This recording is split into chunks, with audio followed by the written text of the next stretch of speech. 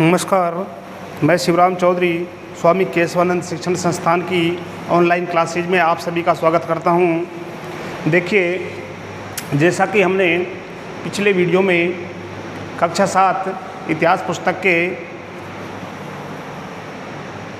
चौथे अध्याय मुगल साम्राज्य उसका कुछ अध्ययन किया था, उसी को आज हम आगे बढ़ाते हुए देखते हैं। देखिए, उस दिन हमने पिछले वीडियो में यहाँ तक अध्ययन किया था, यानी मनसबदार मुफ्तियों से भिन्न थे, अलग थे, अपनी जागीरों पर नहीं रहते थे और न ही उन पर प्रशासन करते थे। ठीक है, उनके पास अपनी जागीरों से केवल राजस्व एकत्रित करने का अधिकार था। यह राजस्व उनके नौकर उनके लिए एकत्रित करते थे, यानी इस कार्य के लिए उन्होंने अपने नौकर नियुक्त कर रखे थे और वही नौकर इस कार्य को करते थे। ठीक है, जबकि स्वयं देश के किसी अन्य भाग में सेवारत रहते थे। ये बात बताई गई है। उसके आगे देखिए क्या बताया गया है। अकबर के शासनकाल में इन जागीरों का सावधानी पूर्वक आकलन किया गया। यानी जब अकबर का शासनकाल आया है ना, जिस समय अकबर एक तरह से सम्राट था, उस समय इन जागीरों का आकलन किया गया, एक तरह से पुनः निरीक्षण एक तरह से किया गया इनका, ताकि इनका राजस्व मनसबदार के वेतन के तकरीबन बराबर हो। उनका एक तरह से निरीक्षण किया गया और यह पता लगाया गया कि ये जो इनसे मनसब जो एक तरह से मनसबदार का जो वेतन होता है उसके बराबर जो ये राजस्व प्राप्त होता है या नहीं। यानी इन जागीरों से जो राजस्व हमको प्राप्त हो रहा है वो राजस्व इतना है या नहीं है कि जिससे मनसबदार की एक तरह से वेतन की पूर्ति हो सके। ठीक है, अब क्या होता है आगे देखिए। औरंगजेब के शासनकाल तक पहुँचते पहुँचते स्थिति बदल गई। यानी ये अकबर के शासनकाल की बात चल रही है और उसके बाद में जब औरंगजेब का शासनकाल आया, धीरे धीरे स्थितियाँ बहुत बदल गई। ठीक है, अब प्राप्त राजस्व मनसबदार के वेतन से बहुत कम था। यानी इस समय जब औरंगजेब का जब शासन आया उस समय स्थिति ये हो गई कि जो जागीरों से जो एक तरह से राजस्व प्राप्त होता था वह मनसबदारों के वेतन से बहुत कम था। ठीक है, मनसबदारों की संख्या में भी अत्यधिक वृद्धि हुई, यानी उनको बढ़ाया गया, जिसके कारण उन्हें जागीर मिलने से पहले एक लंबा इंतजार करना पड़ता था। ठीक है, इन सभी कारणों से जागीरों की संख्या में कमी हो गई। फलस्वरूप कई जागीरदार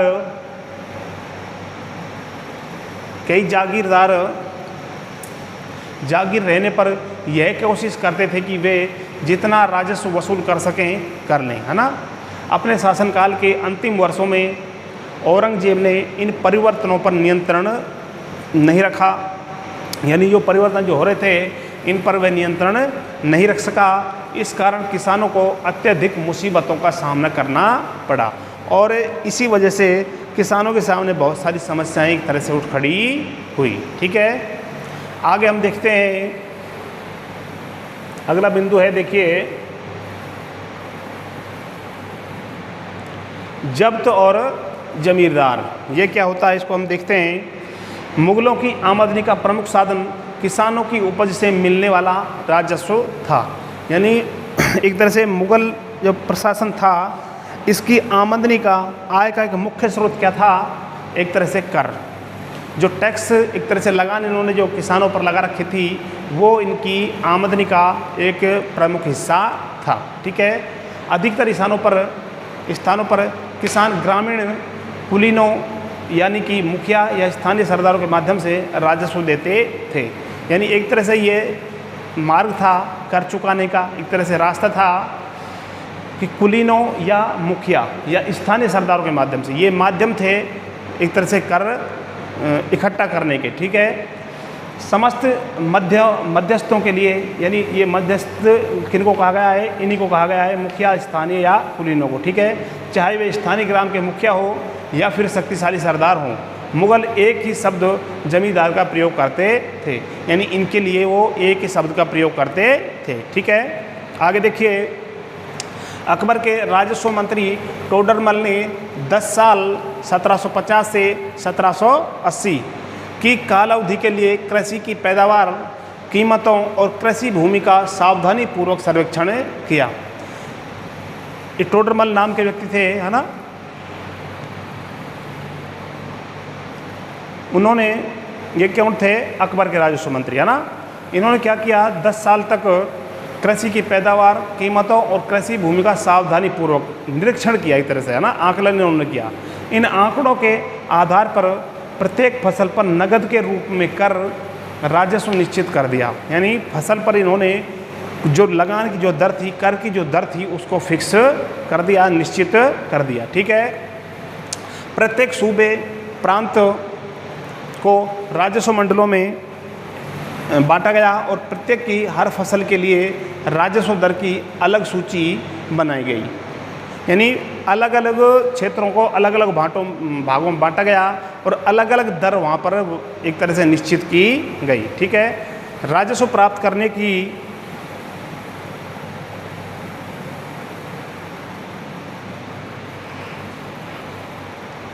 इस व्यवस्था को, यानी टोडरमल के द्वारा जो व्यवस्था एक तरह से लागू की गई, शुरू की गई, उस व्यवस्था को क्या कहा गया? जब्त। क्या कहा जाता था? जब्त। ठीक है। यह व्यवस्था उन स्थानों पर प्रचलित थी जहां पर मुगल प्रशासनिक अधिकारी भूमि का निरीक्षण कर सकते थे। यानी ये जो जब्त जो प्रणाली थी, एक तरह से व्यवस्था थी, ये कहाँ पर प्रचलित थी, कहाँ पर इसका चलन था, कहाँ पर इसको लगाया गया? उन स्थानों पर जहाँ पर मुगल प्रशासनिक अधिकारी भूमि का निरीक्षण कर सकते थे। ठीक है। और सावधानी पूर्वक उनका हिसाब रख सकते थे। ऐसा निरीक्षण गुजरात और बंगाल जैसे प्रांतों में संभव नहीं हो पाया, क्योंकि वहाँ पर एक तरह से भूमि का निरीक्षण करना बहुत कठिन कार्य था। ठीक है। कुछ क्षेत्रों में जमींदार इतने शक्तिशाली थे कि मुगल प्रशासकों द्वारा शोषण किए जाने की स्थिति में वे विद्रोह कर सकते थे। कुछ जो स्थान थे, क्षेत्र थे, वहाँ पर जमींदार जो थे इतने शक्तिशाली थे, है ना, कि जब मुगल प्रशासक इनका शोषण करते थे तो वो उनका विद्रोह करने के लिए उठ खड़े होते थे। ठीक है। कभी कभी एक ही जाति के जमींदार और किसान मुगल सत्ता के खिलाफ मिलकर विद्रोह कर देते थे। 17वीं शताब्दी के आखिर में ऐसे किसान विद्रोह ने मुगल साम्राज्य के स्थायित्व को चुनौती दी। यानी 17वीं शताब्दी के अंत में ऐसे जो स्थानीय जो विद्रोह थे बहुत अधिक मात्रा में हुए और उन विद्रोह ने मुगल साम्राज्य को जो स्थायित्व उन्होंने एक तरह से स्थिर जो मुगल साम्राज्य था, सत्ता उनकी थी, उसको उन्होंने चुनौती दे दी। ठीक है।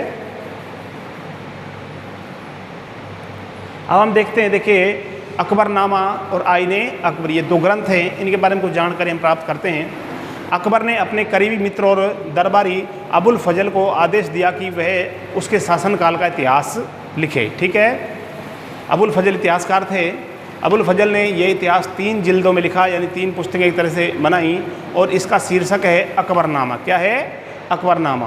पहली जिल्द में अकबर के पूर्वजों का बयान है, यानी पहली जो पुस्तक है ना, उसमें क्या है? पूर्वजों का बयान। और दूसरी अकबर के शासनकाल की घटनाओं का विवरण देती है। तीसरी जिल्द आईने अकबरी है। इसमें अकबर के प्रशासन, घराने, सेना, राजस्व और साम्राज्य के भूगोल का ब्यौरा मिलता है। यानी किताब जो पुस्तक है या ग्रंथ है ना, ये एक है, क्या नाम है? अकबरनामा। और इसी का एक भाग है आईने अकबरी। ठीक है। ये अलग से कोई किताब नहीं है, ये उसी पुस्तक का तीसरा भाग है। ठीक है। इसमें समकालीन भारत के लोगों की परंपराओं और संस्कृतियों का भी विस्तृत वर्णन है। आईने अकबरी का सबसे रोचक आयाम है विविध प्रकार की चीज़ों, फसलों, पैदावार, कीमतों, मजदूरी और राजस्व का सांख्यिक विवरण, यानी संख्याओं में इसका विवरण किया गया है। ठीक है। आगे देखिए, अकबर की नीतियां नज़दीक से एक नज़र, यानी अकबर के द्वारा कौन सी नीतियों का पालन किया गया है ना, अनुसरण किया गया, उनको हम यहाँ पर देखते हैं। प्रशासन के मुख्य अभिलक्षण अकबर ने निर्धारित किए थे और इनका विस्तृत वर्णन अबुल फजल की अकबरनामा विशेषकर आईने अकबरी में मिलता है। यानी इसने जो एक तरह से जो शासन करने के, है ना, प्रशासन के जो नीतियाँ या लक्षण जिनको हम कहें वो निश्चित किए थे, इनका जो हमको वर्णन विस्तृत, यानी बहुत विस्तार जो भंडार हमको मिलता है, कहाँ पर मिलता है? अबुल फजल की अकबरनामा। पुस्तक है, ग्रंथ है अकबरनामा, उसमें, और उसका भी विशेषकर जो आईन अकबरी जो तीसरी जिल्द है उसमें हमको प्राप्त होता है। ठीक है। अबुल फजल के अनुसार साम्राज्य कई प्रांतों में बटा हुआ था, यानी इसमें ऐसा वर्णन किया गया है आईन अकबरी में कि प्रांत जो है कई भागों में बटा हुआ था, है ना, जिन्हें सूबा कहा जाता था। यानी प्रांत को क्या कहा जाता था? सूबा। ठीक है।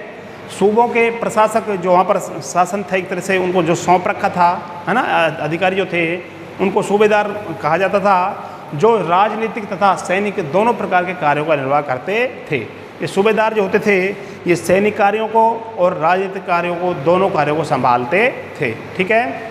प्रत्येक प्रांत में एक वित्तीय अधिकारी भी होता था जो दीवान कहलाता था। यानी प्रत्येक सूबे में या प्रांत में एक वित्तीय अधिकारी, है ना, होता था जो क्या कहलाता था? दीवान, जो एक तरह से आय व्यय का ब्यौरा रखता था। ठीक है। कानून और व्यवस्था बनाए रखने के लिए सूबेदार को अन्य अफसरों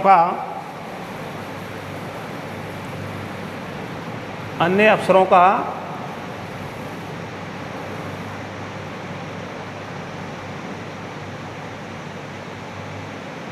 सहयोग प्राप्त था। यानी जो सूबेदार है वो कुछ अन्य जो अफसर होते थे, अधिकारी थे, उनका भी सहयोग प्राप्त करता था। जैसे कि बख्शी, ये जैसे सैनिक वेतनाधिकारी, है ना, सेना को जो एक तरह से वेतन देते थे। सदर देखिए धार्मिक और धर्मार्थ किए जाने वाले कार्यों का मंत्री। फौजदार जो होता सेना नायक, और कोतवाल जो होता था नगर का पुलिस अधिकारी। ठीक है। ये जो एक तरह से अधिकारी थे ये सूबेदार की सहायता करने के लिए गठित किए गए थे। ठीक है। आगे हम देखते हैं जहांगीर के दरबार पर नूरजहां का प्रभाव। ठीक है। इसको हम पढ़ेंगे, उससे पहले एक बार नीचे देखते हैं। अकबर के अभिजात बड़ी सेनाओं का संचालन करते थे और बड़ी मात्रा में वे राजस्व खर्च कर सकते थे। यानी इनको एक तरह से ये मिला हुआ था, एक तरह से छूट मिली हुई थी, है ना। ये क्या कर सकते थे कि बड़ी सेनाओं का संचालन कर सकते थे और बड़ी मात्रा में राजस्व खर्च कर सकते थे। अकबर के अभिजात कौन थे? अकबर के अभिजात। ठीक है। जब तक वे वफादार रहे साम्राज्य का कार्य सफलतापूर्वक चलता रहा, परंतु 17वीं शताब्दी के अंत तक कई अभिजातों ने अपने स्वतंत्र ताने बाने बुन लिए, है ना। एक तरह से अपनी स्वतंत्र राज्य इन्होंने गठित करना शुरू कर दिया। ठीक है। साम्राज्य के प्रति उनकी वफादारी उनके निजी हितों के कारण कमज़ोर पड़ गई। स्वयं के स्वार्थ के कारण, निजी हितों के कारण उनकी जो वफादारी एक तरह से मुगल साम्राज्य के प्रति थी वो काफ़ी कमज़ोर पड़ गई थी। ठीक है। देखिए 1570 में अकबर जब फतेहपुर सीकरी में था तो उसने उलेमा, ब्राह्मणों, जेसुइट, पादरियों जो रोमन कैथोलिक थे और जरूदुस्त धर्म के अनुयायियों के साथ धर्म के मामलों पर चर्चा शुरू की। यानी इनको सबको बुला करके एक तरह से उन्होंने एक, जिसको फतेहपुर सीकरी दरबार भी कहते हैं, वो लगाया और धर्म चर्चा शुरू की। ठीक है। ये चर्चाएं इबादत खाना में हुई। कहाँ पर? इबादत खाना, एक स्थान है फतेहपुर सीकरी में, महल में इबादत खाना, वहाँ पर हुई। अकबर की रुचि विभिन्न व्यक्तियों के धर्मों और रीति रिवाजों में थी, है ना। इस विचार विमर्श से अकबर की समझ बनी कि जो विद्वान धार्मिक रीति और मतान्धता पर बल देते हैं वे अक्सर कट्टर होते हैं। यानी जो धार्मिक नीति पर और मतान्धता यानी मत में जो अंधे हुए पड़े हैं उस पर बल देते हैं वो अक्सर कट्टर होते हैं। उनकी शिक्षाएं प्रजा के बीच विभाजन और असामंजस्य पैदा करती हैं। यानी ऐसे जो लोग होते हैं उनकी वजह से, उनकी शिक्षाओं की वजह से एक तरह से समाज में या प्रजा में, आम जन में और एक तरह से विभाजन होता है, असामंजस्य, यानी उनमें टकराव की स्थिति पैदा होती है। ठीक है। ये अनुभव अकबर को सुलह एक पुल या सर्वत्र शांति के विचार की ओर ले गए।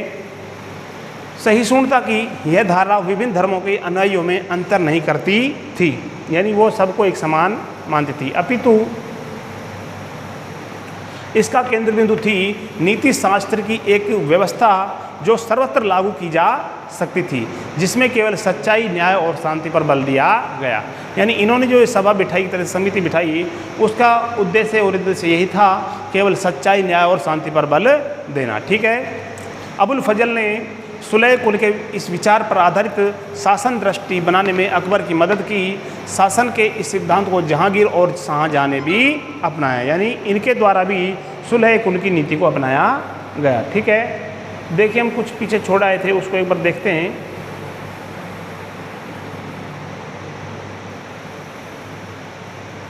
ये देखते हैं, यानी जहांगीर के दरबार पर नूरजहां का प्रभाव, यानी इसको हम देखते हैं कि जहांगीर की जो एक तरह से बेगम थी नूरजहां, है ना, उसका शासन पर क्या प्रभाव दिखाई देता है, उसको हम पढ़ते हैं।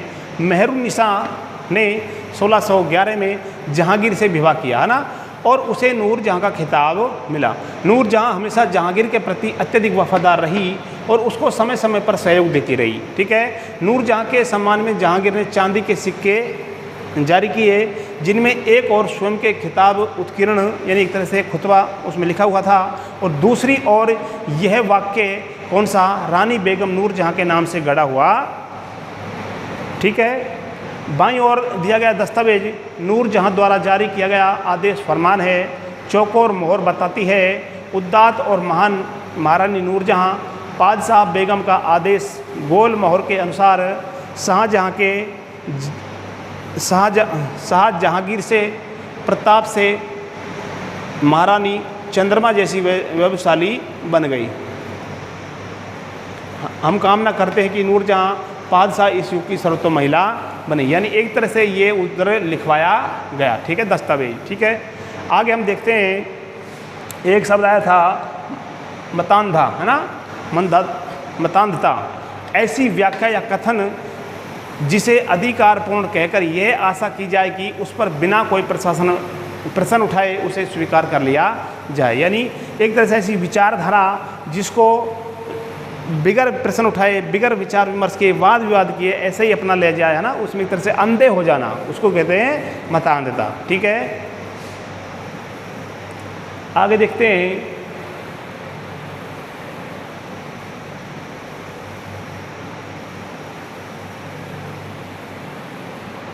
सुलह कुल, यानी हमने ये पढ़ा कि ये सुलह कुल की जो नीति है ना, इसको शाहजहां ने और जहांगीर ने भी आगे बढ़ाते। सुलह कुल है क्या, इसमें देखते हैं। अकबर की सुलह कुल की नीति का उनके पुत्र जहांगीर ने इस प्रकार वर्णन किया, उसको बताया, ईश्वरीय अनुकंपा के विस्तृत आंचल में सभी वर्गों और सभी धर्मों के अनुयायियों की एक जगह है, यानी ईश्वर के लिए सभी धर्म और सभी वर्ग समान हैं। ठीक है, इसलिए उसके विशाल साम्राज्य में, जिसकी चारों ओर की सीमाएं केवल समुद्र से ही निर्धारित होती थी, विरोधी धर्मों के अनुयायियों और तरह तरह के अच्छे बुरे विचारों के लिए ये जगह थी। यहाँ असहिष्णुता का मार्ग बंद था। यहाँ सुन्नी और शिया एक ही मस्जिद में इकट्ठे होते थे और ईसाई और यहूदी एक ही गिरजे में प्रार्थना करते थे। उसने सुसंगत तरीके से सार्वक शांति सुलह कुल के सिद्धांत का पालन किया। ये थी आपके सुलह कुल की नीति, यानी सभी धर्मों को एक समान नज़र से यहाँ पर देखा गया। इसको कहते हैं सुलह कुल की नीति। ठीक है, आगे देखते हैं हम।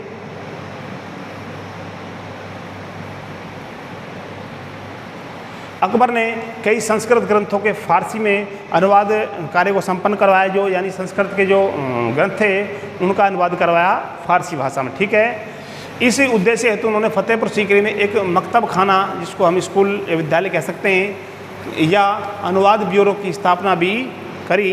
महाभारत, रामायण, लीलावती,